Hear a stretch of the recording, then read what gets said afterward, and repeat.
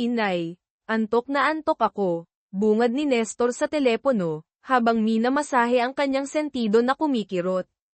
Akmang babangon na siya mula sa kama nang may yamakap sa kanyang likuran. Isang babae. Sinubukan niyang alalahanin kung saan niya ito nakilala, at naalala niya, sa isang kasiyahan sa Tagaytay kung saan ito lumapit sa kanya at nagpakita ng motibo.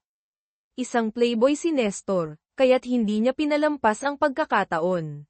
Parang durian na nahulog, tatanggihan pa ba? Umuwi ka na agad. May importante tayong pag-uusapan. Huwag ka nang magdahilan kung ayaw mong sunduin pa kita riyan, mariing sabi ng kanyang ina, na may awtoridad sa boses nito. Susubukan pa sana niyang sumagot, ngunit ibinaba na kaagad nito ang tawag. Ano na naman kaya ang pag-uusapan namin? Kung tungkol na naman sa negosyo, sigurado akong wala akong pagkukulang bilang CEO, mahina niyang Yuzel habang nag-iisip kung ano ang gustong talakayin ng kanyang ina. Babe, dito ka lang. Huwag ka munang umalis, malambing na sabi ng babae. Walang gana niya itong tiningnan. I'm in a hurry. I need to go. Walang emosyon niyang inalis ang kamay ng babae. Tapos na ang init ng kanilang pagsasama, kaya't para na lamang itong estranghera. Ni hindi niya alam kung sino ito at ano ang pangalan nito. Nagmamadali siyang bumaba at sumakay sa kanyang kotse at pinaandar ito. Pagkalipas ng halos kalahating oras, nakarating siya sa mansyon ng kanyang ina sa Alabang. Tinanong niya ang kasambahay kung nasaan ang kanyang ina, at sinabi nitong nasa silid nito at naghihintay sa kanya. Kailan mo ba balak magtino, ha, Nestor Bonifacio? Iyan kaagad ang sumalubong sa kanya mula sa kanyang ina, habang nakapameaywang ito pagkabukas niya ng pinto. Magandang umaga din sa inyo, inay. Miss na rin po kita, sarkastikong bati niya. Lumaki ang butas ng ilong ni Senyora Esmeralda sa ugali ng kanyang anak. Pasaway ka talagang bata, tingnan lang natin kung magkakaganyan ka pa kapag binawi ko ang lahat ng yaman na tinatamasa mo, nagbabantang sabi nito. As if kaya ninyong gawin iyan sa nag-iisang anak ninyo, inay, kampanteng sagot niya, sabay halo kip-kip at samandal sa pader. Kaya ko, ang magaling kong anak. Actually, nagawa ko na nga. Hold na ang lahat ng credit cards mo, nasa blacklist ka na rin ng kahit anong bangko, kaya't walang saysay kahit na may laman pa yung bank accounts mo. Sinabi ko na sa iyo na huwag mong ubusin ang pasensya ko, dahil talagang matitiis kita, tumaas na ang boses nito. Damn it, inay, tumataas na rin ang boses niya. Hindi niya inaasahan na totohanin nito ang kanyang banta. Huwag mo akong pinagtataasan ng boses, Nestor. Ako pa rin ang iyong ina. 30 anyos ka na, ngunit ang alam mo lang gawin ay makipaglaro sa apoy sa kung sino-sinong babae. Matanda na ako, ngunit hindi man lang kita maaasahan sa negosyong iniwan sa atin ng iyong ama. Pumapasok ka ng tanghali, at umaalis ka ng hindi pa tapos ang oras ng trabaho. Sobra kang irresponsible sa posisyong ibinigay ko sa iyo. Anak ka pa man din ng namayapang taon, nakakahiya ang mga pinaggagawa mo. Hindi ka pwedeng maging ehemplo, samantalang CEO ka ng Bonifacio Group of Companies. Ngayon, mamili ka, pakakasalan mo ang babaeng pinili ko, o maghahirap ka. Kukunin ko rin ang lahat ng kotse mo. Tandaan mo, totoo, wala akong ite-tire sa iyo. Sinagad mo na ako talaga. Nestor Bonifacio, mariing sabi nito. Wala siyang nasabi. Hindi siya makaimik, huminga siya ng malalim. Hindi siya pwedeng makipagtalo, dahil baka sipin na siya ng kanyang ina palabas ng kanilang mansyon. Sa pagkakataong ito, talo siya. Wala siyang ibang magagawa kundi sumunod, para maibalik ang lahat ng luho na kanyang tinatamasa. Fine, panalo na kayo. Hahayaan ko kayong manipulahin ang buhay ko ngayon, ngunit kapag nasunod ko ang gusto ninyo, maging patas kayo sa akin. Hindi lamang basta mag-aasawa, bibigyan mo rin ako ng apo. At kapag nasunod mo ang lahat ng kondisyon ko, malaya mong makukuha ang lahat ng binawi ko, may interest pa. At ang interest na iyon ay ang posisyon ko. Deal. Dalhin mo siya rito, At mismong oras na ibigay ko sa kanya ang apelyido ko, seryosong hamon niya. Ngumisi sa kanya ang kanyang ina bago tumango. Tumalikod siya at lumabas ng silid. Padabog niyang binuga ang hangin pagkalabas niya ng silid ng kanyang ina. Damn it, napakatuso mo. Inay, gigil na sabi niya, sabay sabunot sa kanyang magulong buhok. Napagpasyahan niyang magtungo sa minibar ng kanilang mansyon upang doon ay lunurin ang sarili sa alak. Sa kabilang dako, nagulat si Lyra nang sabihin ng kanyang ama na plano siyang ipakasal sa anak ng kanyang amo, si Senyora Esmeralda, ang sopistikadong ginang na tumulong upang makatapos siya ng kolehiyo sa kursong edukasyon, at sinagot ang examination hanggang sa nakuha niya ang lisensya ng pagiging guro. Okay lang po ba kayo, Itay? Ako, ipapakasal ninyo sa playboy na anak ni Senyora Esmeralda. Naiintindihan niyo po ba ang lahat ng pinagsasasabi ninyo? Sorry, Itay, ngunit hindi ho. Hindi ho ako makakapayag na basta na lang. Matali sa lalaking iyon. Magiging impyerno ang buhay ko sa piling niya. Kinaiinisan namin ang isa't isa, Itay. Nilalaylay niya ako noong mga bata pa kami.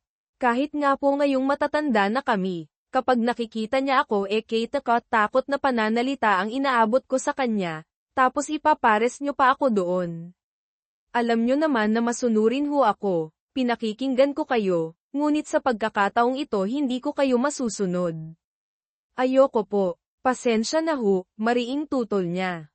Hinding-hindi siya sasang-ayon, kahit patanggalin ang kanyang ama sa serbisyo nito sa mansyon ng mga Bonifacio. Tapos na siya sa kolehiyo. Lisensyado na siyang guro, kaya't makakaya na niyang tustusan ang pangangailangan nilang mag-ama.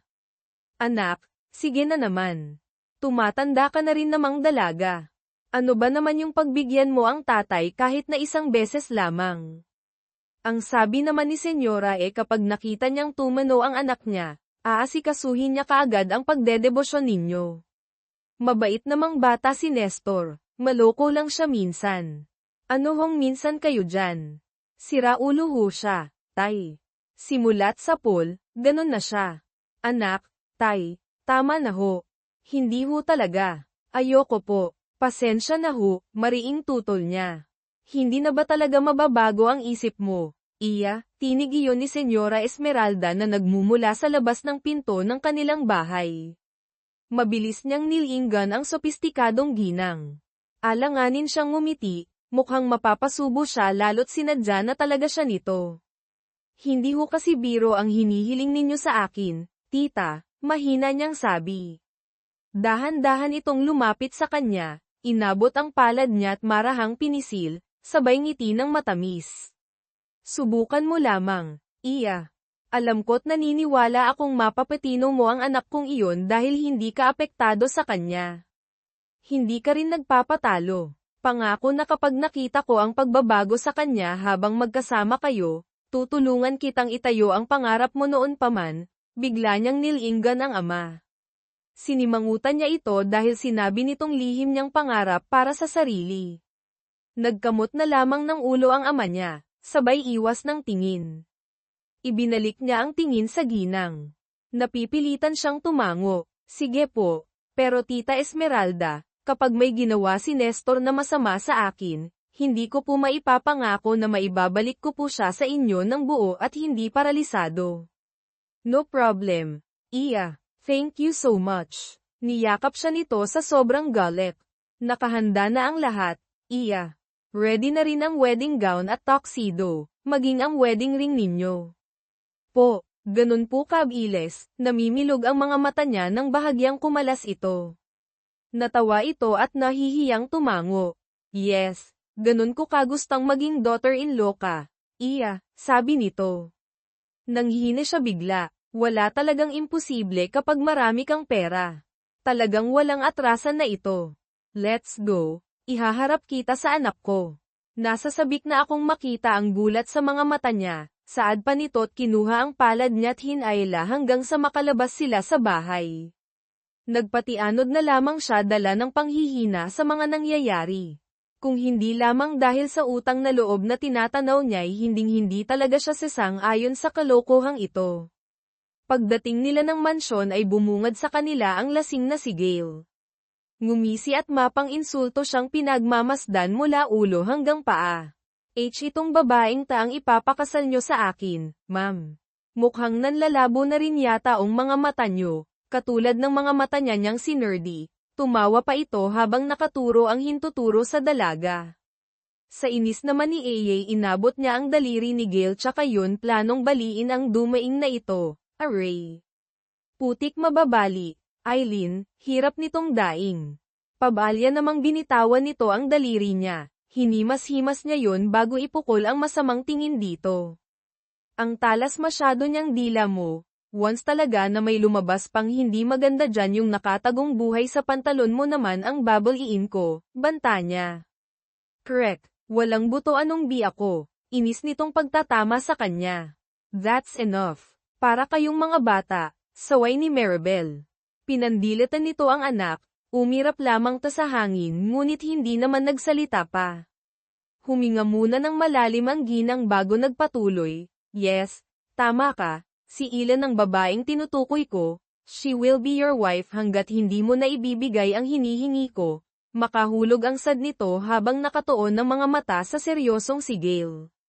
At bukas na bukas din ay gaganapin ang kasal ninyo sa simbahan ng Manila Cathedral. Kailangan public nang malaman ng mga linta ang nakasal ka na rito kay Aileen. Hi, you're the boss. Wala na akong may kukulong na ako, Anhil. Puro na lang kasi alak ang inaatupag pagpaparinig ni Ain kesa naman sayo ano bang inaatupag mo na hindi mo magawang ayusin ang sarili mo mas mukha ka pang matanda kaya kay Ma'am Hill nang init ang pigil ni Maribel sa anak. What? Sinasabi ko lang naman ang totoohan nakakatawa sa isang mukhang manang lamp palang babagsak ang unit ko ay honyo I'm wondering kung anong magiging kalalabasan ang hinihingi nyo, nanuno ang dagdag. Niya kaya't tumabingi ang kanyang pisngi dala ng pagsampal ng ina niya sa kanya. Rinig niya ang pagsinghap ng dalaga kaya't inismiran niya ito. Excuse me, yun lang at mabilis niya nang tinalikuran ang dalawang babae. Pagdating niya sa silid ay kaagad niyang ibinagsak ang sarili sa kama. Pasensya ka na iya hindi ko malaman kung bakit ganon ang ugaling ipinapakita ng anak ko sa'yo hindi ko naman siya pinalaking bastos, nangungunang paghingi nito ng dispensa sa dalaga.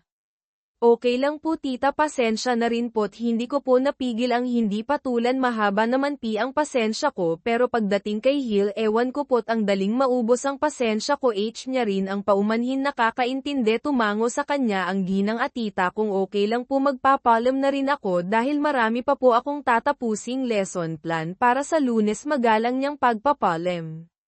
Sige iya ipapahatid na lang kita kay Kaloy. Anitong hindi naman niya tinanggihan dahil wala siyang dalang pera. Kaloy ikaw nang bahala dito kay Eileen ha ingatan mo at magiging asawa pa yan ang sermo. Birong bil ni Maribel sa binatang driver. Opo Seniora, sumaludo pa ito. Natawa na lang ang ginang. Tara na Teacher Eileen, pinagbuksan siya nito kaya't pumasok na siya sa loob ng sasakyan. Bye po tita. Kumaway na siya rito ganon din naman ang ginawa nito sa kanya magiging madam ka na rin pala paninimula ni Kaloy habang diretso lamang ong nakatingin sa maling na kalsada malayo-layo na rin sila sa mansyon ng mga Salvatore.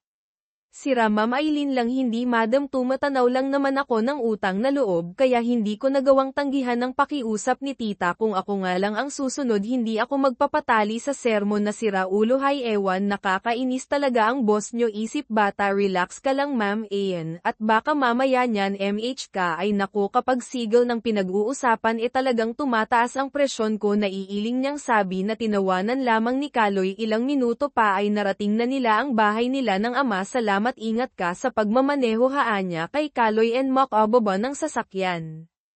Ang sweet naman ngiting biro nito bago sa kanya kumaway at umalis pagpasok niya sa bahay nila sa kanyang nag-iisang anak ng tita Melissa niya bunsong kapatid ng kanyang ama o bakit ganyan ang mukha mo insan mukha kang natalo sa tinayaan mong weteng tak ang tanong sa kanya ni Mia pinsan niyang buo dumadalaw ta kapag ganitong weekend hay naku mas malala pa sa pagkatalong nangyari dahil bukas na bukas din ikakasal na ako sa siraulong Hill Salvatore na yun kwento niya matapos maupo sa mahaba ni ang sofa talaga ang swerte mo pa nga inson kung ako nga lang yan baka bumigay pa ako napakagwapo kaya nang mapapangasawa mo na sa kanya ng lahat mayaman na ang gwapo pa tinitilian pa ng lahat saad nitong nagpasinaya naman hirap niyang sabi. So papaano anong mangyayari kapag kinasal na kayo magsasama ba kayo sa iisang bubong? Bakas ang kuryosidad sa naging tanong nitong iyon sa kanya tumabi pa ito at atet na hinihintay ang sagot niya. Hindi ko alam pero sana hindi naman dahil baka maloka na ako kapag nagsama kami sa iisang bubong ang makong na yun bakit naman ganon nyo ba talaga kaitang isa't isa ano bang punot dulo niyang iringan ninyo? Tanong nito na pabuntong hininga siya bago dito sumagot panay siyang puna sa panlabas kung itsura pinagtatawanan niya rin ako ang worst pinapahiya niya ako noon kaya ganito na lang ang inis ko sa kanya ewan ba matapos yun ay sursur na talaga ako sa kanya hindi ko makita ang kagandahang sinasabi niyo sa kanya nasira pa lalo ang imahe niya sa akin matapos niyang isama sa koleksyon niya ang kaibigan kong mas piniling umalis na lang ng bansa matapos ang masakit na pangyayari mahal nila Lane si Gail ng totoo ngunit ang natanggap niya lang malamig na pakikitungo matapos may mangyari sa kanila grabe din pala ngayon naiintindihan nakita good luck na lang inson sa married life mo with the greatest womanizer of our country basta huwag ka na ang papatalo at hindi naman talaga ako magpapatalo sa kanya ano siya sineswerte kung hahayaan ko lang siyang laylatin ako makikipagbardagol ulan ako sa kanya at never ako magpapatalo sa lalaking walang bayagwaw natatawang tura ni Mia kumain na nga lang tayo dinalhan kita ng ulam dahil alam kong hindi ka pa nanananghalian hay salamat kanina pa ang nag-aalboroto onong tiyan ko sabay silang tumayo at nagtungo na sa komedor at doon ay kinain nila ang adobong pusit na dala ni Mia matapos nilang kumain ay pinagtulungan nila ang paggawa ng kanilang lesson plan kagaya kasi ni Ale ay isa ring guro ang pinsan niyang nagtuturo rin sa pampublikong paaralan kung saan sila naatasang magbigay kaalaman sa mga kabataang nasa elementarya. Ang dali ng trabaho kapag may katsismisan. O siya, mauna na muna ako, inson at gumagabi na rin. If ako man ang bridesmaids mo, ay tawagan mo lang ako at ora mismo, pupunta ako. Oh, sige, tatawagan na lang kita. Mag-iingat ka sa biyahe mo. Oo, ikaw din, ingat sa asawa mo, baka papakin ka. Sira, umalis ka na nga, naiiling niyang pagtataboy rito. Natatawa naman si Mia na umangkas na sa scooter. Kapag Kwan ay umalis na rin. Hinatid niya ng tingin si Mia bago siya bumalik sa loob. Matuling natapos ang maghapon, gabi na rin at di nadalaw na siya ng antok kaya't minabuti niyang matulog. Kinaumagahan ay maaga na siyang gumayak. Sinundo siya ni Kaloy dahil hindi na nagawang umuwi ng kanyang ama. Pagdating niya sa mansyon ay sinabi ni Maribel na siya na ang bahala sa magiging bridesmaid kaya tinawagan niya kaagad ang pinsan. Tuwang-tuwa naman ang pinsan niya matapos niya itong imbitahan sa mansyon ng mga Salvatore. Ayusan na po kita, ma'am, anang makeup artist sa kanya matapos sa kanyang magpaalam ang magiging biyanan. Pwede ba yung light makeup lang, nahihiyang request niya matapos maupo dahil hindi siya sanay na maglagay ng matitingkad na makeup. Pulbos at lip gloss nga lang sa kanya'y okay na. Okay po, ma'am. Alisin po muna natin yung glasses mo. Palitan na lang po natin ng contact lenses para malinaw pa rin po ang paningin nyo kahit wala ng eyeglasses. Ani nito. Tinanguan niya naman ito. Inalis nito ang salamin niya sa mata at sinimulang beautang tingin ang kanyang mukha. Maluha-luha pa siya nang mano-manong binunot ang mga sobrang buhok sa kilay niya. Sinimulan na rin ng hairstylist na trabahuhin ang itim at tuwid niyang buhok na palagi niyang tinatalian. Kinulat nito yun kaya't nang matapos ang mga ito, nalaglag ang panga niya. Ako ba to? Hindi makapaniwalang tanong niya. Yes, ma'am. Maganda po kayo. Sobra. Natatago nga lang po, anang hairstylist na nagpangiti sa kanya dahil ngayon lang siya nakatanggap ng compliment mula sa ibang tao. Thank you. Sinserong pasasalamat niya sa mga ito. You're welcome po, ma'am. Trabaho po namin na pagandahin ang bawat bride na nangangailangan ng magic namin, saad naman ng makeup artist. Naghihintay na po ang bridal car sa inyo, ma'am. Baba na po kayo. Saad nang dumating na katulong. Tumango naman siya rito. Marahas siyang bumuga ng hangin matapos siyang alalayan ng dalawang artist. Ang bongga naman kasi ng wedding gown niya. Pagdating sa simbahan ay sinabihan kaagad siya ng wedding coordinator kung anong gagawin niya. Kapag bumukas na ang malaking pinto ng simbahan, narito na ang bride, imporma ng wedding coordinator sa taong nakatoka upang buksan ang pinto. Dahan-dahan namang bumukas ang malaking pinto ng simbahan kaya't natuon ang atensyon ng mga bisita sa dalagang abot-abot ang kabang nararamdaman. Humakbang siyang papasok, sinalubong siya ng ama at sinamahan patungo sa kanyang groom. Tay, pupwede pa bang umatras? Mahina ang tanong niya sa ama habang papalapit sila ng papalapit sa seryosong sigil na hindi inaalis ang mga mata sa kanya. Anak naman, mapapahiya ang groom kapag ginawa mo yan. Hindi na lamang siya sumagot, huminga ng malalim na lamang siya hanggang sa marating nila ang pwesto ng binata. Hindi niya maintindihan ang ekspresyon nito. Nagmukha kang tao ngayon, buti na lang at hindi naman ako mapahiya sa harap ng maraming tao. Masyado akong perpekto kung ipapares lang ako sa manang na katulad mo. Buti na lang at inayusan ka, kung hindi, pinagtatawanan na ako ng mga kaibigan kong siraulo. Mahinang yuzel ni Gale nang ibigay sa kanya ng magiging biyenan ang palad ng kaysa isa nitong anak. AP. Kayabang, mahina ngunit naroroon ang diin at inis kaya't napangisi sa kanya ang lalaki. Sinimulan na ang seremonya. Ilang minuto pa ay binigyan na rin sila ng basbas. Kumabog ang puso ni Ellen, hindi dahil sa in love siya sa ngayoy kanya ng asawa, kundi dahil sa kinakabahan siya dahil ang lalaking kinaiinisan ay ang lalaking unang hahalik sa birhen niyang labi. Pinaharap siya ng kanyang asawa, seryoso pa rin ang mukha nito. Napalunok na lamang siya nang lumapit ito at walang pag-aalinlangang inabot ang kanyang labi. Buong akala niya'y dampi lamang ang gagawin nito ngunit nagkamali siya dahil gusto nitong galugarin ang bibig niya. Kung hindi lang niya ito kinurot ay baka nagtagumpay na ito sa planong halukayin ng dila nitong loob ng kanyang bibig. Kadiri, paimpol niya itong pinandilitan ng dumistansya siya rito. Just admit na nagustuhan mo ang halik ko. I'm a good kisser, pagyayabang nito na ikinairap niya. Yabang ng pesengto, babulong-bulong niyang sabi. Yun ay dahil may maipagmamayabang naman ako, ani nitong ikinapikit niya ng mariin. Kung hindi sa kanila lumapit ang mga magulang ay baka nakipagbardagulan pa siya sa asawa. Sa bahay na regalo ko sa inyo kayo dederecho pagkatapos ng reception. Okay, mahinang imporma ni Maribel sa dalawa nang makalabas na sila ng simbahan. Tita, Mommy, from now on Mommy na ang itatawag mo sa akin.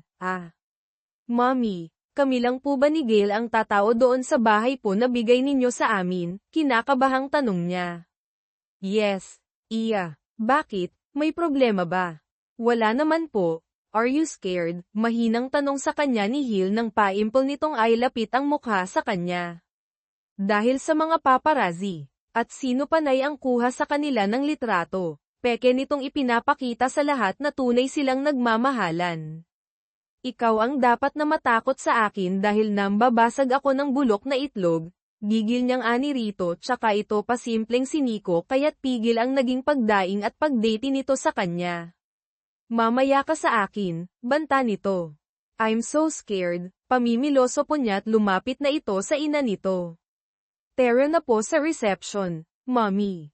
Nagugutom na po ako Kumapit siya sa braso nito at iniwan si Hill sa harapan ng simbahan na lukot ang mukha.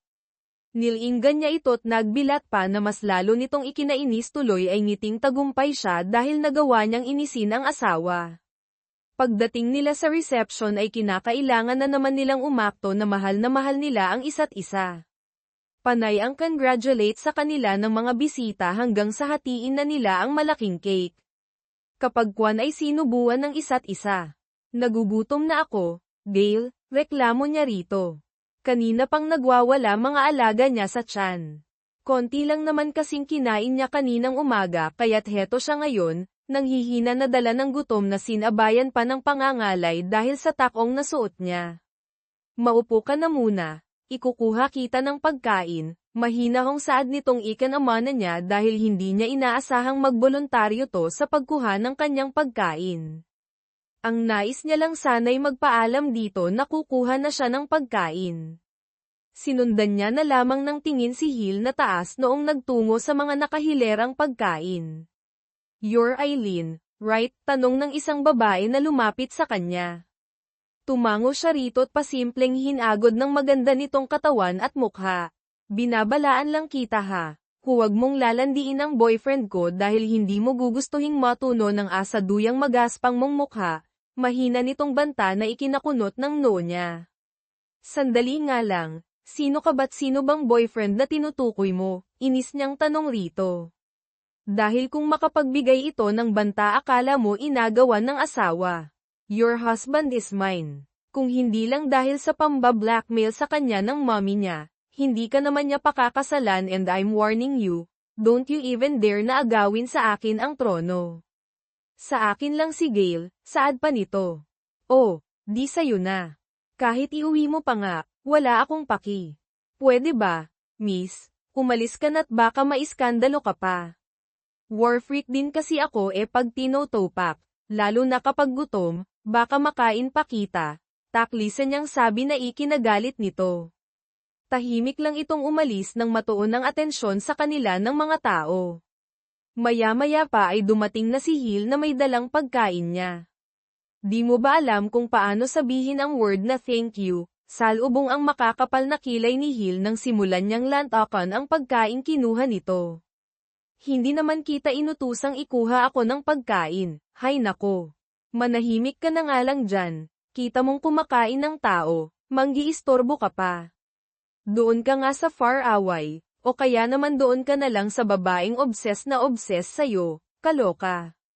"Pagbantaan ba naman ako?" Naiiling niyang sabi na mas lalong ikinasalubong ng kilay ni Gale. Ngunit wala namang naging tugon, tahimik na lamang nitong pinagmamasdan ang paligid hanggang sa makuha ng pamilyar na babae ang atensyon niya. Monique. Mahina niyang yusel nang makilala ang babaeng hindi makalimutan ang isang gabing pinagsaluhan nila sa Paris nang minsan siyang mag-attend ng event doon. Matapos kumain ay nagpaalam na rin sila sa kanilang mga magulang maging sa mga bisita. Papalubog na rin ang araw nang marating nila ang magiging tahanan nila hanggat meron pang bisa ang kanilang kasal. Kumpleto na ang lahat ng kakailanganin nila doon. "Sa akin ang master's bedroom, bahala ka nang mamili kung aling kwarto ka mananatili," ani Hill nang simulan na nitong maglakad pataas ng hagdan. "Gale," tawag niya rito kaya't napahinto ito. Nilinggan siya nito't seryosong naghintay sa sasabihin niya. "Hindi kita pakikialaman sa mga desisyon at plano mo, ma'am, babae ka rin hanggat gusto mo. Ngunit sana huwag mong dadalhin dito bilang respeto sa kasal na natin na pareho nating hindi ginusto. Magagawa mo pa rin ang lahat ng dati mong ginagawa, walang mababago.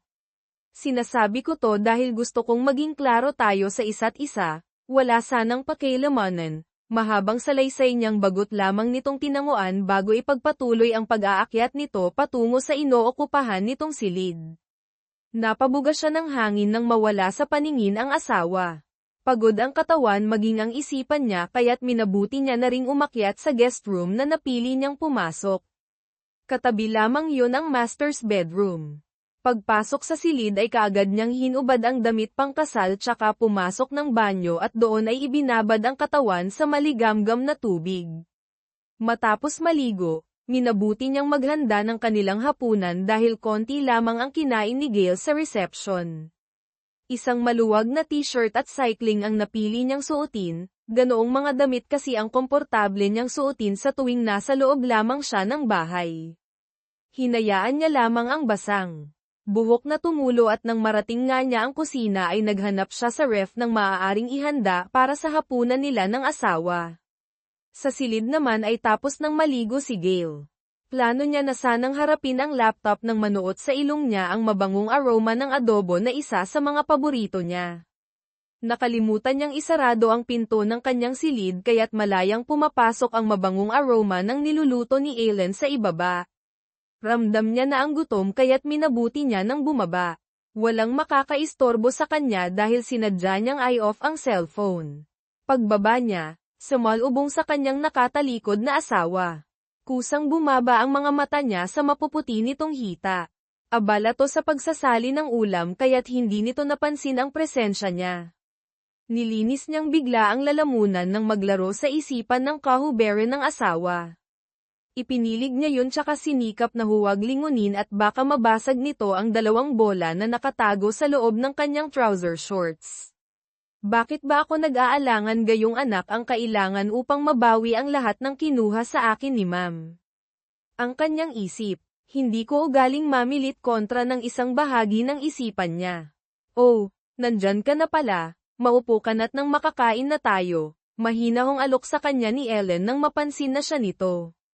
Nga pala, pagkatapos nating kumain, hugasan mo ang mga pinggan. What? No, hindi ako katulong rito, mariing tanggi ni Gail. Humalukip-kip naman sa kanya ang asawa. Hoy, Mr. Salvatore, ipapaalala ko lang sa'yo na wala tayong kasamang katulong dito.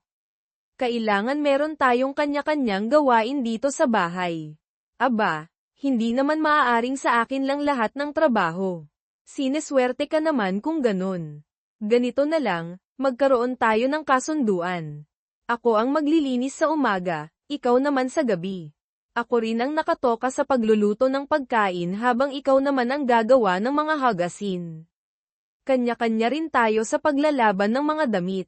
Magkaroon na rin tayo ng privacy sa mga gamit natin.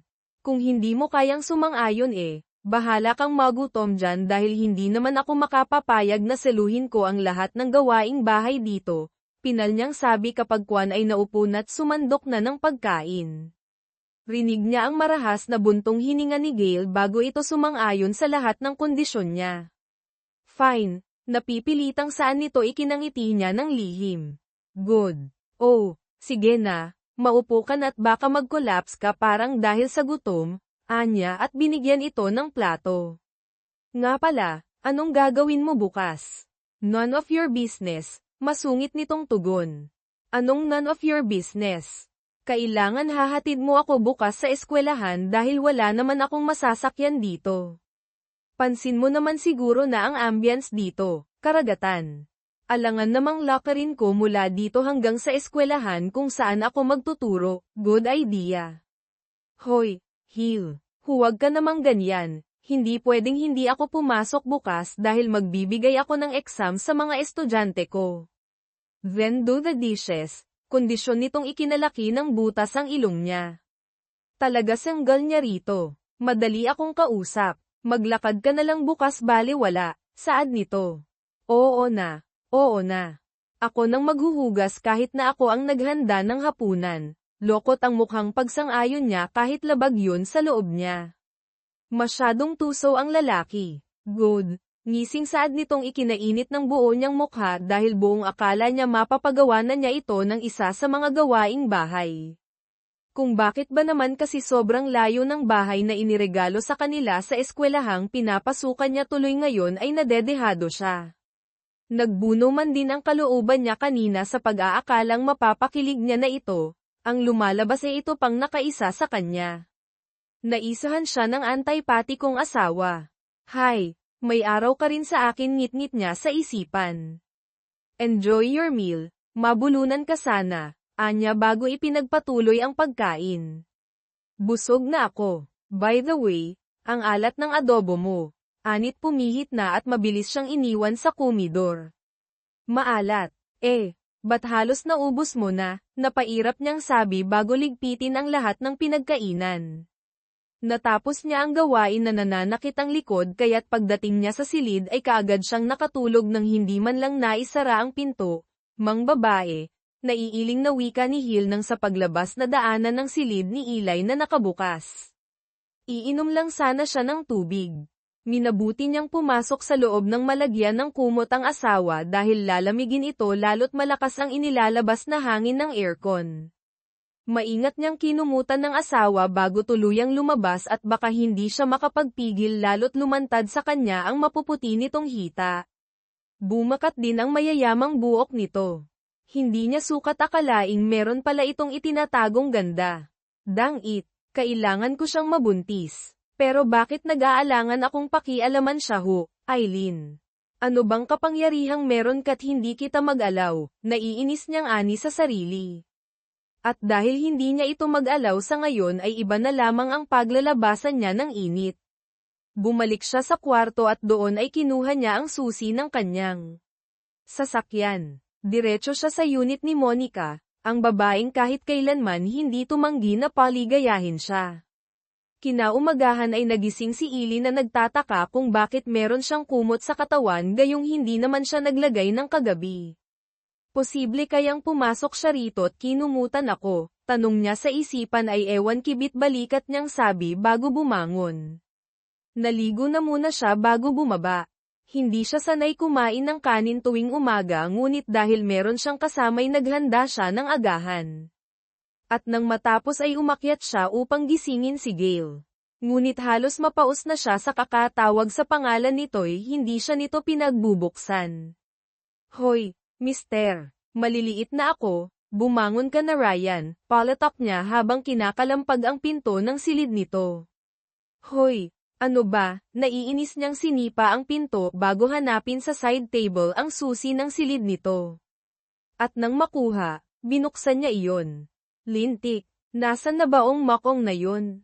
Huwag niyang sabihin na sinadya niyang umalis para lang hindi ako makapasok ngayon ha, frustrated niyang sabi. Dali-dali niyang iniwan ang silid ni Gail upang kunin ang cellphone. Tinawagan niya ang numero nito ngunit unattended. Sinubukan niya ring tawagan ng pinsang si Mia ngunit hindi naman ta sumasagot kaya't no choice siya kung hindi tawagan ang kaibigang guro na si Aldwin. Ha, Aldwin. Nasan pa lang ka na ba? Nahihiya niyang tanong nang sagutin ito ang tawag niya. On the way na. Bakit? Magpapasundo ka ba? Kung pwede sana, nahihiyang sagot niya. Oo naman. Nasan ka ba? Send me your address at mas ando kita. Mabait nitong sabi kaya't agad niyang pinasa ditong lokasyon. Ilang minuto pa'y dumating na rin si Aldwin. Iniligpit niya muna ang agahang hinanda bago lumabas. At sa paglabas niya ay siya namang pagdating ng magaling niyang asawa. Nakabukas pa ang 2 butones ng polo nito habang ang buhok ay magulo. Galit niya itong tinignan habang humahakbang siya palapit sa nakaparadang sasakyan ng kapwa guro at kaibigan si Aldwin. Hindi siya tanga upang hindi mahulaan kung saan ta nagpunta at kung anong ginawa nito sa pinuntahan. Akala ko ba walang ibang allowed na bisita rito? Mukhang ikaw lang din ang bumali sa kasundo ang ginawa mo makahulugang turan sa kanya ni Hill na huminto ito sa harap niya. Co-teacher ko siya at kaibigan na rin. Tinawagan ko si Aldwin dahil yung taong sumang-ayon na ihahatid ako nawala dahil nagpakasasa sa kung sino mang babae niya, napipikong anya humihingi ng paumanhin na sino pa niya si Aldwin na tahimik lamang sa kanilang nakikinig na natili lamang ta sa loob ng kotse. Ako na maghahatid saw. Magpapalit lang ako. Hindi na kay Aldwin na lang ako sasabay dahil mail late na kami. Examination pa man din ngayon ang mga bata, may hinanda akong agahan. Initin mo na lang dahil lumamig na, malamig ang pakikitungo niyang anya rito bago ito lagpasan. Tara na, tipid siyang ngumiti sa lalaki ganun din naman kaya't nakita niya sa gilid ng mga mata ang pagkuyom ng kamao ng asawa. Siya pa talaga may ganang magalit siya na nga may ginawang masama lintik kakakasal lang namin tapos nangangapit bahay na agad siya baka sira ulo gigil niyang sabi ng humandar na ang sasakyan. Bakit kasi hindi mo pinagbigyan? Kung sana pinakitaan mo ng motibo di sana kayo naglaban-laban siya nangapit bahay, birong sabi ni Aldwin na nagpangiti sa kanya. Sira pa paano naman kami maglalabing-labing kung hindi naman namin gustong isa't isa kapwa lang naman kaming napilitan sa kasal na ito na hindi ko nga alam kung mapapatino ko ba siya o hindi, bakit kaya hindi mo subukang daanin sa lamang? Alam mo kasi kaming mga lalaki gustong-gusto namin na nilalamang at bani baby. Gawin ko ng halimbawa ang sarili ko gustong-gusto kong sinusuyo pinagsisilbihan ako ng girlfriend ko pero kidding aside hainan mo ng masasarap na pagkain at pakitaan mo palagi ng matatamis mong ngititig lang natin kung hindi lamambat ang asawa mo Swes, nitong nagbigay inspirasyon sa kanya. Gumuhit ang ngiti sa kanyang labi nang maglaro sa isipan ng mga gagawin upang makuha ang loob ng asawa. Naiisip niya pa lang na mapapatino niya si Hill na-excite na siya kapag nagtagumpay siya makakawala na siya sa kasunduang ang ina ng asawang gumawa. Sa kabilang banda na may inis na iniwan ni Gail ang mga hagasin sa lababo matapos kainin ang hinanda sa kanya ng asawa. Nakatanggap kasi siya ng mga larawan na kuha kagabi kung saan kasama niya si Monica Intense sa mga nasa larawan kaya't hindi niya mapapalagpas ang nasa likod ng lahat ng ta. Veronica, so it's you. Ikaw lang pala ang matagal nang bumubuntot sa akin. What do you want? Ba't mo ta ginagawa? Anong intensyon mo? Malamig niyang tanong sa babae matapos nitong makipagkita sa kanya. Ikaw, matagal na kitang gusto use me katulad ng mga babaeng naikama mo na mas masarap pa ako sa asawa mong gumanda lang naman ng konti matapos ang kasal nyo higit sa lahat mas kaya kitang paligayahin kumpara sa mga babaeng lumalapit sambit nitong nagpakunot sa kanyang noo. Hibang ka na hindi kita kailanman papatulan. Tigilan mo ng kahibangang toto dahil hindi ako mangingiming sirain ka. You know me a lot, alam mo mga kaya kong gawin, wala akong awa kahit na babae ka pa. I'm warning you, Veronica. Matalim na tingin ang ipinukol niya rito. Kita niyang dagli ang pagguhit ng sakit sa mga mata nito. Bakit ka ba ganyan ha? Alam mong matagal na kitang mahal simula pa nung freshman tayo pero bakit hindi mo ako magawang mahalin pabalik? Maganda naman ako, sexy, may sariling negosyo, wala ka nang hahanapin sa akin Gail, ngunit bakit hindi pa rin nagiging ako ha dahil hindi kita gusto ganun ka-simple. Madiin niyang sabi na nagpatubo nito. You're nothing compared to Aileen kaya't huwag mo siyang ikukumpara sa last warning ko na to, tantanan mo na ako. Pagkasabi tinalikuran na niya ito. Hill, sandali, hindi ako papayag, akin ka lang, sigaw nitong hindi niya napinansin pa. Nagpatuloy lamang siya hanggang sa marating niyang sasakyan, pinaharurot niya na yon. Wala siyang planong bumalik sa bahay nila ng asawa dahil mabuburo lamang siya doon, hindi naman siya makakapasok sa kumpanya dahil yun ang nais ang kanyang ina, makakabalik lamang siya kapag nabuntis niya na ang asawa. Pagdating niya sa pampublikong paaralan ay naghanap siya ng maaaring parkingan. Mag-alas 11 na rin naman kaya chok niyang palabas na rin ang asawa niya, aayain niya itong kumain, kailangan niya ng kumilos, hindi pwede na tumunganga na lang siya. Nagsimula ng maglabasan ng mga bata kaya't lumabas na siya ng sasakyan at taas noong pumasok sa loob tinanong niya ang guard kung saang classroom nagtuturo si Aileen at nang sabihin nito ay kaagad niyang pinuntahan ng nasabing classroom na tinuturuan ng asawa. Oh, anong masamang hangin ang nagdala sa dito't naparito ka? Gulat na tanong sa kanya ng asawa matapos itong ibaling ang tingin sa kanyang direksyon. Ang sanggit mo naman, masama na bang dalawin ka ng asawa mo? Yayayain pa naman din sana kitang kumain, may treat. Pero kung ayaw mo naman okay. Wala naman akong sinasabi na ayoko. Sandali, ililigpit ko lang itong mga test papers nitong nagpangiti sa kanya ng lihim. Kilalang kilala niyang asawa kahit paso-pusa ang palagi nilang senaryo kapag nagtatagpo ang kanilang mga landas kaya tiyak nang hindi ito tatanggi lalo pat libre. Meron ka bang nakain at biglang bait ka? Share mo naman sa akin na bumait na rin ako sayo, pabirong tanong ni Aileen nang pagbuksan siya ni Hill ng sasakyan. Bago pa man nila marating ang pinagparadahan ni Hill ay panay ng tojo sa kanila ng mga girong nakakasalubong nila. Half-day lamang ang magiging pasok ngayon ni Eln. Sinabihan na kasi siya ng principal na mag-leave siya ng 1 buwan dahil katatapos lang ng kasal nila ng asawa. Nakausap pala ni Maribel ang principal kaya't wala na siyang magagawa. Ayaw man niyang huminto sa pagtuturo kahit pa 1 buwan, ngunit wala na rin naman siyang magagawa. Di yung hinanda mo lang naman ang nakain ko, pero kidding aside, kailangan nating gampanan ang naging sumpaan natin sa simbahan. Kahit pa sabihin nating napilitan lang naman tayo, pagtulungan na lang natin ang pagsasamang teen, sa ganun ay maibalik ang at nang binawi sa akin ni ma'am. Siguro mas makakabuti na rin kung kakalimutan na natin ang nakaraan. Sinserong ani ni Hill na nagbigay ng kakaibang pakiramdam kay Eln. What do you think? Dagdag nito. Sa totoo lang pinaplano ko naman na talagang maging mabuting asawa hanggang sa makuha ko ang loob mo kasi nga sabi ni mommy kailangan mapatino kita. Tigilan mo na kasi pambababae mo nang hindi na uminit ang ulo ni ng mommy mo. Matanda ka na hoy. Mga babae kusang lumalapit hindi ko nakasalanan kung bakit lapitin ako. Ang yabang sag-apa ka lang kaamo. No, I'm not. Ine-enjoy ko lang naman ang buhay tsaka sayang naman ang egg-cells ko kung naiimbak lang enjoy lang sayong makasakit ng damdamin ng mga babaeng nahuhulog sa yuhay nakakadismayang ganyang mga mindset niyong mga lalaki hindi ka man lang ba natatakot na baka isang araw malalaman mo na meron ka ng sakit ng dahil sa dami ng babaeng nakakasama mo. Maingat ako no amusing condoms, depensa nito sa sarili.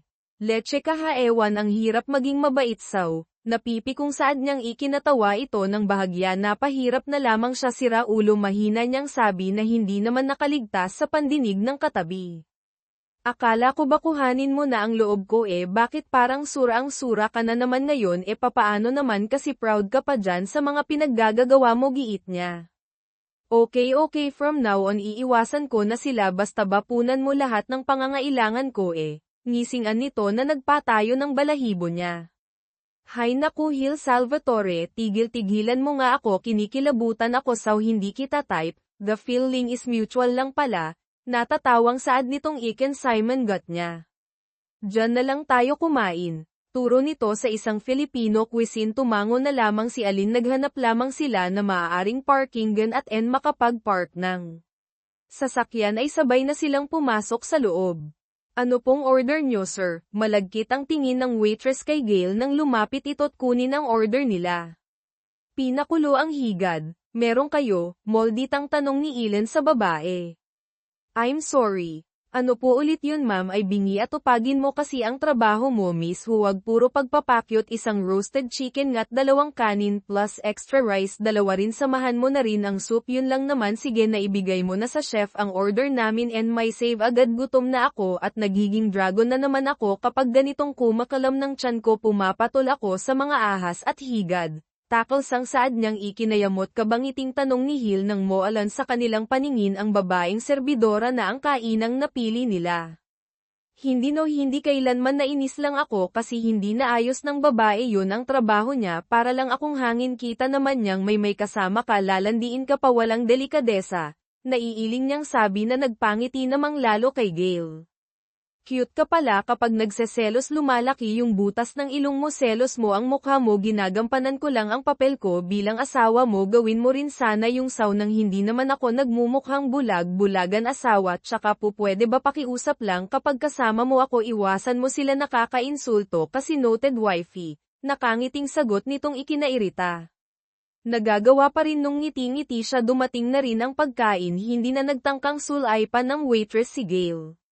Mauubos mo ba ang lahat ng yan? Tanong nito sa kanya hita lamang kasi ang ibinigay niya rito abay syempre gutom na gutom kaya ako kung alam mo lang nagkape lang kasi ako kanina umaga. Sige na kumain ka na ran tama na yan saw babawi na lang ako mamayang hapunan ipagluluto kita ng masarapan at nilanta ka ng pagkaing nakain ang liit-liit ng katawan mo pero yung imbakan mo grabe na mamanghang bulalas ni Hil nang walang kahirap-hirap na naubos ng asawang in-order nitong pagkain nagutom nga kasi ako sige na magbayad ka na nang makauwi na tayo. Utos niya kapag kwatinang ang tinga sa ngipin kita niya ang pagngiwi ng kaharap ngunit hindi na niya ito pinansin pa. Tinawag ni Hil ang waitress at hiningi dito ang bill nang matapos magbayad ay umalis na rin sila doon.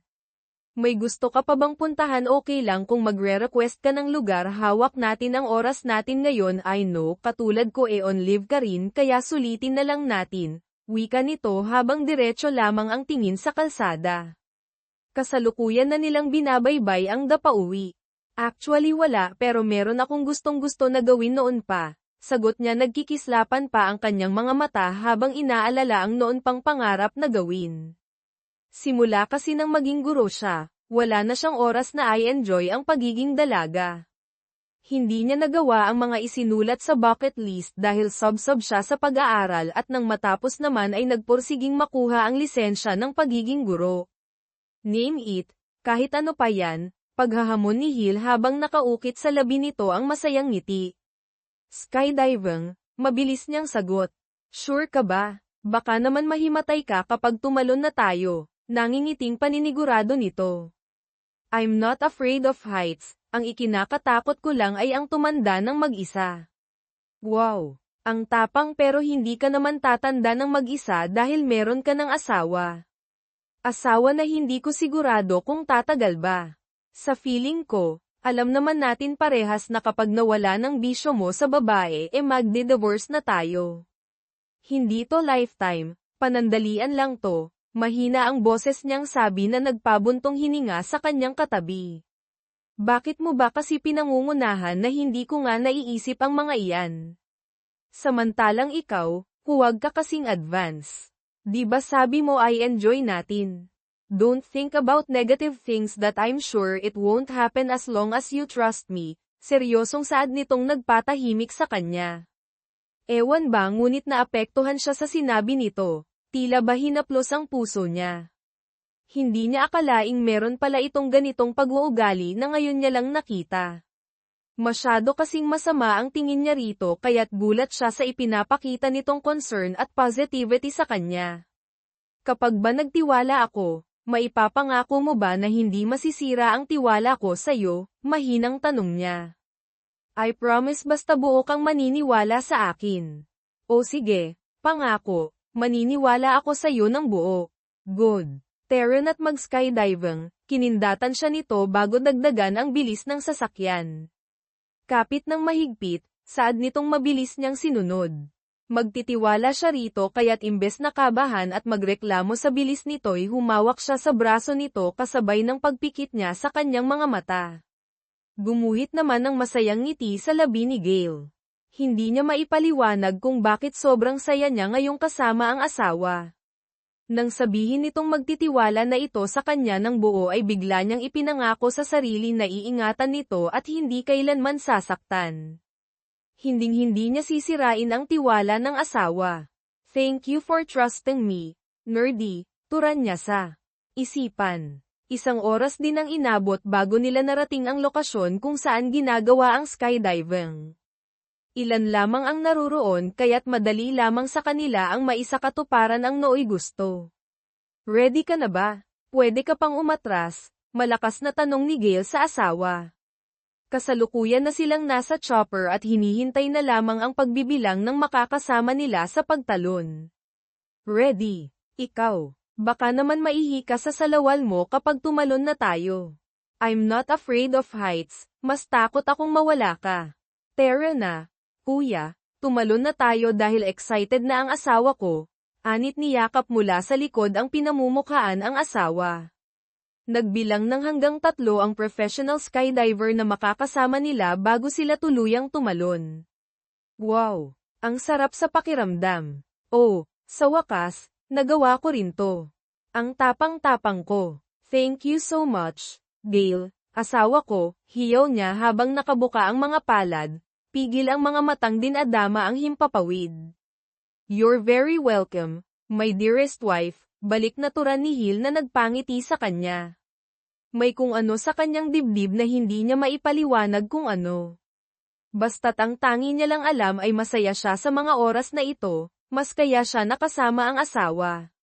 Natapos ang skydiving nang hindi nawawala ang ngiti sa kanilang mga labi. Ano pang gusto mong gawin bukod sa ginawa natin ngayon? Tanong ni Hill nang abutan siya nito ng baniling pagkain.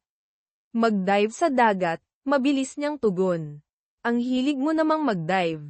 Pwede mo rin ba akong sisirin? Birong tanong sa kanya ni Gale kaya't ang nginunguya ay bumara sa kanyang lalamunan. Mabilis naman siya nitong inabutan ng tubig. Hinay-hinay lang naman, di naman kita aagawan ng pagkain. Natatawang hinagod-hagod nito ang kanyang likod. Sira ulo ka naman kasi, pinalo niya ito sa braso matapos uminom ng tubig. Nagbibiro lang naman ako, masyado ka kasing seryoso, ha? Nitong ikinatalo mo bang halikan kita kaya mong inunguso yan? Hirit na naman ito. Ewan ko sa hirapan niya ito. Bago ubusin ang kinakaing burger. Uwi na tayo. Pag-aaya niya na mabilis namang sinang-ayunan ni Gale. Nang tuluyang makauwi ay minabuti na muna nilang maglinis ng kani-kanilang mga katawan bago pagtulungang ihanda ang kanilang magiging hapunan. Sure ka ba talaga na natutulungan mo na ako? Kaya ko naman ito ng mag-isa, maupo ka na lang. Sure ka ba? Baka hindi ka makapag-focus kapag tinitingnan lang kita. Let me help you, mas mapapabilis ang trabaho kapag meron kang katuwang. So anong gagawin ko? O sige na nga, mag-ayat ka na ng mga sangkap, balatan mo na rin yang patatas at carrots dahil magkakaldareta ako. Yes, ma'am, sumaludo pa ito kaya't hindi niya mapigil ang hindi mapangiti. Pumihit na siya patungo sa freezer upang kunin ang karne. Specialty mo ba ang kaldereta? Tanong sa kanya ng asawa nang matapos niya nang ihalo ang lahat ng sangkap sa kawali. Dama niya pang hininga nitong tumatama sa kanyang leeg dahil nasa likod niya lamang to. Lihim niyang nalunok ang laway nang ipulupot nitong kamay sa manipis niyang bewang. Napasinghap rin siya nang ay patong nito ang baba sa kanyang balikat. Pwede bang dito na muna ako? Ang payapa kasi ngayong nakayakap ako sa'yo, halos pabulong na nitong sabi. Manatili tayong ganito kahit na ilang minuto lang, nakikiusap, ang himig nito na hindi niya magawang tanggihan. Magkwento ka, please, dagdag pa nito. Anong kwento ba? Mariin niyang naipikit ang kanyang mga mata matapos mautol. Just tell me about yourself, lahat-lahat. Makikinig ako, paus nitong sabi. Okay, mahilig akong mag-adventure, gustong-gusto ko rin ang gawain sa kusina lalo na ang pagluluto. Pangarap kong magkaroon ng sariling resto, at naputol ang iba niya pang sasabihin ng magtanong. Ano bang gusto mo sa isang lalaki? Natatanga niyang tanong. Sagutin mo na lang, nakasimangot nitong sabi. Hininaan niya muna ang apoy bago simulang sabihin ang mga gusto niya sa isang lalaki. Gusto ko yung lalaking naglalaan ng oras para sa babaeng mahal niya, lalaking may respeto sa kanilang partner, lalaking dadamayan ka sa hirap at sarap, lalaking mag-i-effort at ipaparamdam sa iyo na ikaw ang pinaka-espesyal. Hindi ka pala materialistic, effort and time lang sapat na sa'yo, saad nito. Tama ka. Ang mga material na bagay kasi maaaring masira o kaya naman mawala pero ang memories niyong dalawa mananatili sa iyo yun.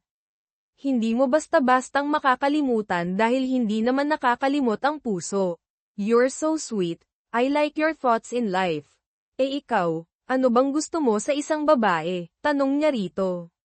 Yung hindi ako gusto, mabilis nitong sagot. Like you, hindi mo ako gusto. That's why I like you. Walang halong biro nitong sabi na nagpaabot ng puso niya. Luto na yung ulam natin, bitaw ka na, maghahain na ako. Sinubukan niyang alisin ang kamay nitong nakayakap sa kanya ngunit mas lalo lamang humigpit ang yakap nito sa kanya. Mamaya na, hindi pa naman ako gutom Patayin mo na lang muna ang apoy, paus nitong utos bago isuksok ang mukha sa kanyang leeg. Heal please. Ilang segundo lang ang payapa kasi kapag nadidikit ako sa'yo. Ngayon ko lang to naramdaman masuyo nitong sabi tsaka isiniksik pa ang sarili sa kanya. Napabuga na lamang siya ng hangin. Hinayaan niya lamang to, pinatay niya ng apoy at hinintay na bumitaw sa kanya ang asawa. Gusto ko ng simulang bumuo ng magagandang memorya kasama ang iisang babae lamang. Iiwanan ko na ang dilim. Oras na para harapin at tanggapin ang liwanag. Pwede mo ba akong samahan na bumuo ng magagandang memorya? Pwede mo ba akong samahang mangarap ng maganda para sa ikakabuti ng sarili ng iba? Samahan mo ako, Eileen. Paus itong pakiusap na mas lalo lamang nagpaabot ng kanyang puso ngunit sa kabilang banday masaya siya dahil sa wakas na pagtanto na rin nito na hindi nakaka-proud bilang lalaki ang papalit-palit ng babae. Hindi mo kailangang makiusap o magtanong dahil yan talaga gagawin ko. Trabaho kong samahan ka sa hirap at sa ginhawa dahil asawa mo ako. Let's start a new chapter. Pahina na masaya at merong saysay, may ngiti sa labing sambit niya. Marahan sa kanyang kumalas ang asawa.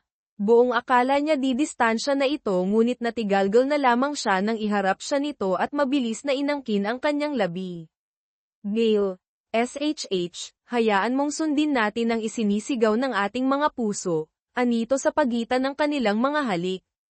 Kinuha nito ang kamay niya at inilagay sa leeg nito bagaman hindi marunong ay nagagawa niyang sumabay dahil sa mahusay nitong labi na tila ba tinuturuan siya kung papaanong tumugon sa matamis nitong halik.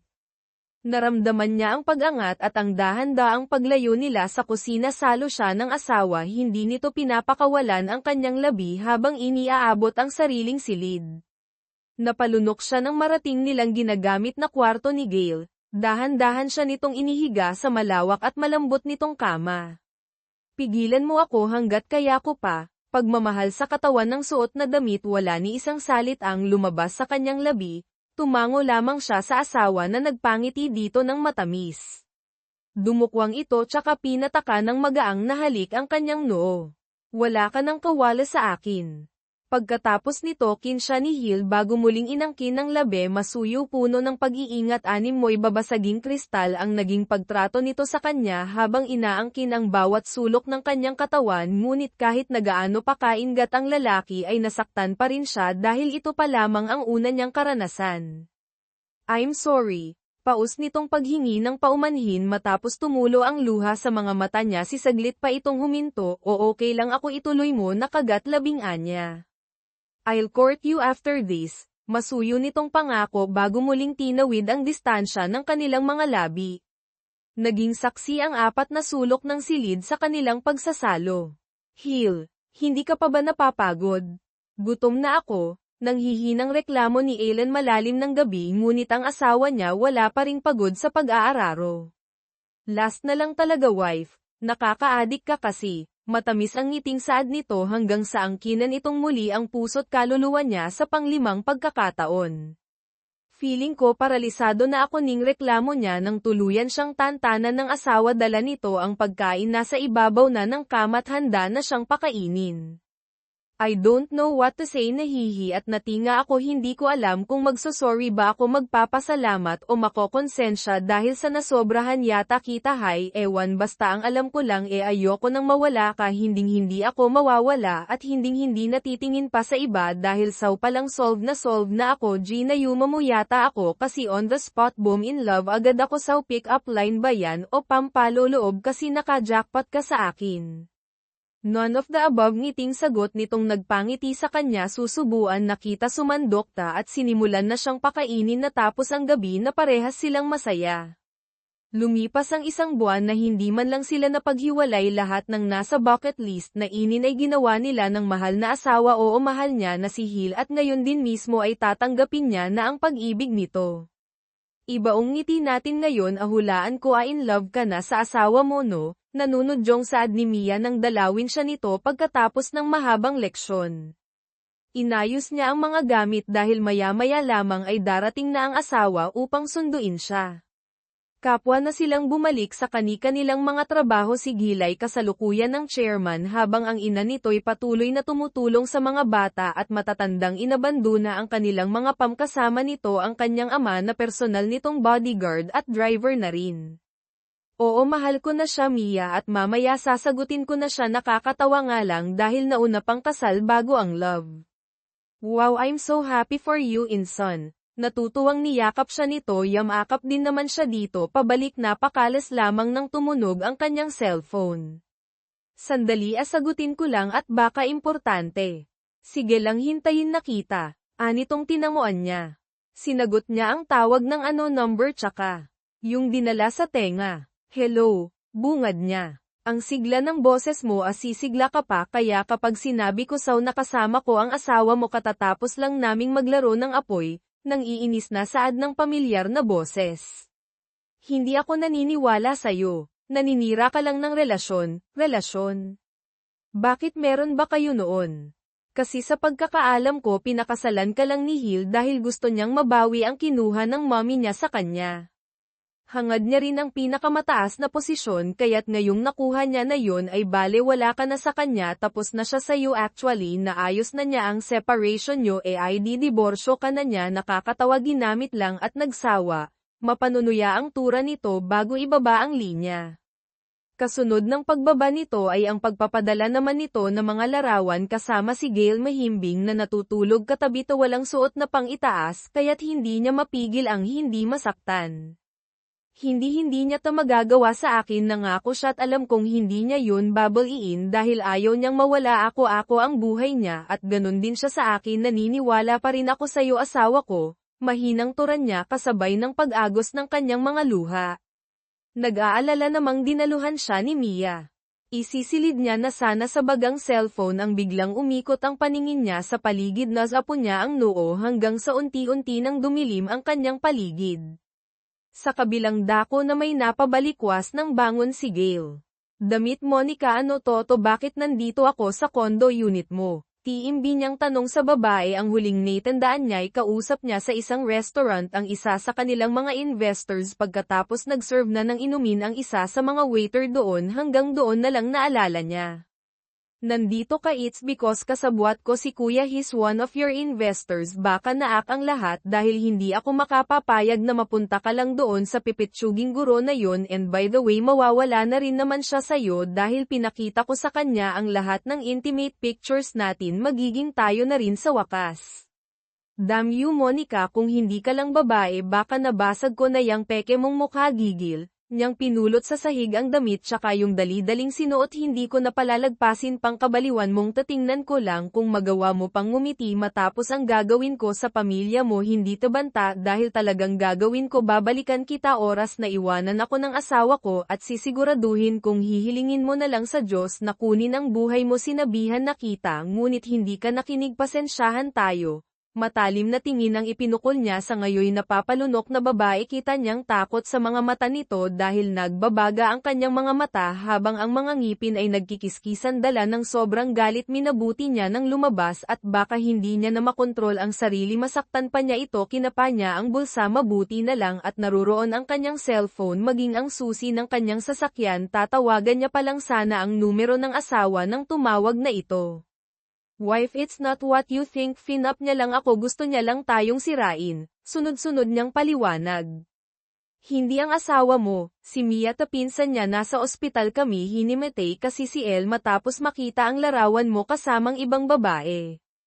Dangit kasalanan ta ng babaeng yun, humanda talaga siya sa akin na ang ospital, tanong niya na kaagad namang sinagot ng nasa kabilang linya. I'm on my way, huwag mo munang iwanan ang asawa ko hanggat wala pa rin ako dyan, bilin niya tsaka ibinaba ang linya. Lakad takbo niyang hinanap sa parking ang sasakyan at nang tuluyang mahanap ay pinaharurot niya yun patungo sa nasabing ospital. Dok, kamusta ang asawa ko? Anong nangyari sa kanya? Ba't siya nawalan ng malay at ba't hindi pa rin siya nagkakaroon ng malay? Alalang tanong niya nang madatna ng doktor sa silid kung saan nakahiga ang mahal niyang asawa. Don't worry Mr. Salvatore, natural lamang sa isang buntis ang mahilo at mawalan ng malay, lalo na kung duo stress, pagod at malalim ang mga iniisip. Iwasan na lang natin ang stressin ng mga buntis dahil makakasama maayon sa kanila, lalong-lalo na sa baby. Bibigyan ko na lamang siya ng gamot at ilang vitamins at kapag nagising siya pwede mo na rin siyang ilabas. Excuse me, at marami pa akong kailangang asikasuhin. Nakalabas na't lahat ang doktor, ngunit siya'y tulala habang nakatitig sa maganda niyang asawa. Hoy, wala kang reaksyon, magiging tatay ka na. Kinalabit siya ni Mia kaya't doon lamang siya natauhan magiging ama na mabilis itong dinaluhan ni Gail at paulit-ulit na humihingi ng tawad. Sunod-sunod ang naging pagpapaliwanag nito ngunit ngiti lamang ang itinugon sa kanya ng asawa. Alam ko na hindi mo ako magagawang saktan at lokohin. Alam ko rin na yung babae na yun ay obsessaw dahil masinsinan niya na akong pinagbantaan nung kasal natin. Ani ang nagpakwento niyang sabi. Wife, magiging mamit daddy na tayo, magiging pamilya na tayo, thank you, I love you. Mangiyak-ngiyak niyang sabi na nagpatubo ang asawa. Hinaplos nito ang manipis niyang tiyan.